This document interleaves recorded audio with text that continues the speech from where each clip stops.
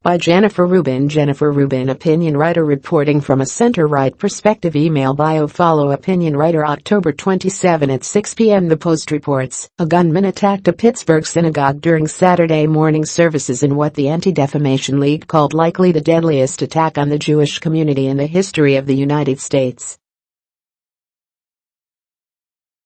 The suspect opened fire inside the Tree of Life synagogue during a baby naming ceremony, Pennsylvania's Attorney General told the Associated Press. He was later detained and identified by law enforcement officials as Robert Bowers, 46, a man with a history of making anti-Semitic statements online. During a standoff, the suspect spoke multiple times about wanting or needing to kill Jews, police dispatchers said on the radio. Mass murder at a Pittsburgh synagogue on Shabbat appears to be an especially horrific hate crime. Yet we should not think this is an isolated incident, unrelated to other events in the country. The United States is among the least anti-Semitic countries in the diaspora, a far cry from much of Western Europe and the Middle East. But anti-Semitism is on the rise in the United States, as we know from statistical and anecdotal evidence. In February, the Anti-Defamation League released its annual report, finding that the number of anti-Semitic incidents was nearly 60% higher in 2017 than 2016, the largest single-year increase on record, and the second highest number reported since ADL started tracking incident data in the 1970s. The report continued, the sharp rise, reported in ADL's audit of anti-Semitic incidents, was in part due to a significant increase in incidents in schools and on college campuses, which nearly doubled for the second year in a row. The ADL tabulated 1,015 incidents of harassment, including 163 bomb threats against Jewish institutions, up 41% from 2016. 952 incidents of vandalism, up 86% from 2016, and 19 physical assaults, down 47% from 2016. There are few Jewish communities that have not been touched by anti-Semitic vandalism. In Fairfax County, Virginia, where I reside, the Jewish Community Center of Northern Virginia was vandalized this month by 19 swastikas painted on the building. It was the second such incident in less than 2 years. Social media has become a cesspool of anti-Semitic messages and symbols. I can say from personal experience that social media companies are less than responsive in addressing complaints and disabling accounts that traffic in such material. Neo-Nazis marched in 2017 in Charlottesville, chanting, "Jews will not replace them." The synagogue in Charlottesville was forced to remove its Torah scrolls for safekeeping as neo-Nazis shouted slogans across the street. There is no single source of anti-Semitism in the United States. It comes from radical leftists bent on destroying the Jewish state and right-wing nationalists who consider Jews to be foreign invaders. Both are increasingly evident on college campuses. On Friday, coincidentally, Jonathan Greenblatt, head of the American Civil Liberties Union, wrote for the Post, "Campus anti-Semitism has come from across the political spectrum."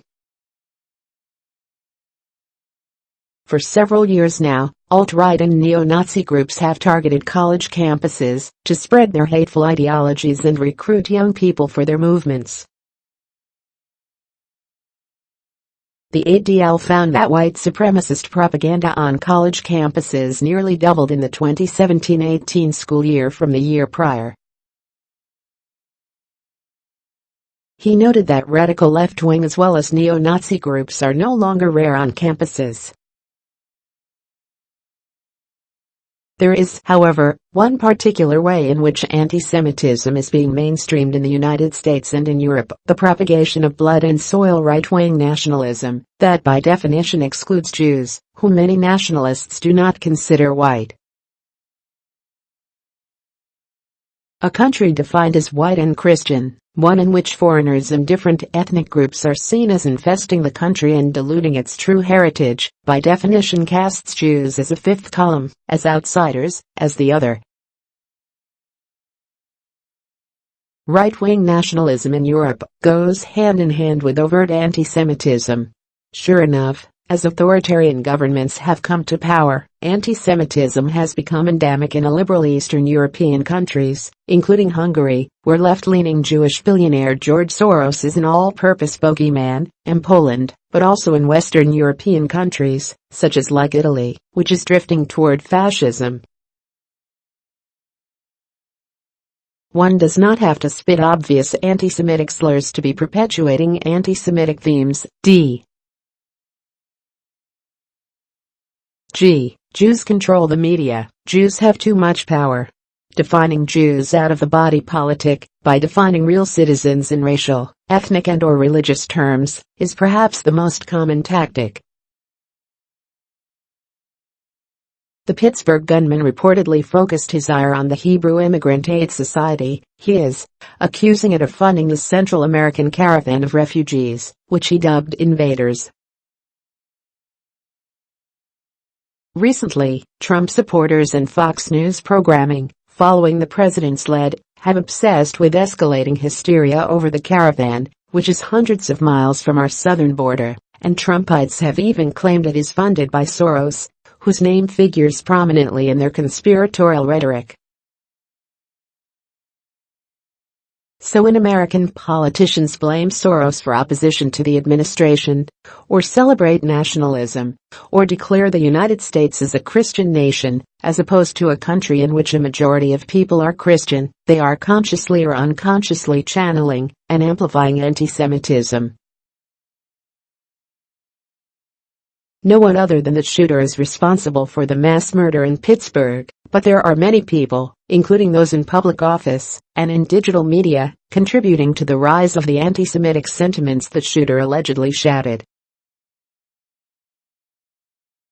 If you think words, especially an American president's words, don't matter, think again. Read more. Max Boot. What is happening to our country? Karen Tumulty. The slaughter in Pittsburgh was not unimaginable. It was inevitable. The Post's view refused to become a custom Dana Milbank. Anti-Semitism is no longer an undertone of Trump's campaign. It's the melody. Jonathan A. Greenblatt. It's time to call out campus anti-Semitism by both the left and the right.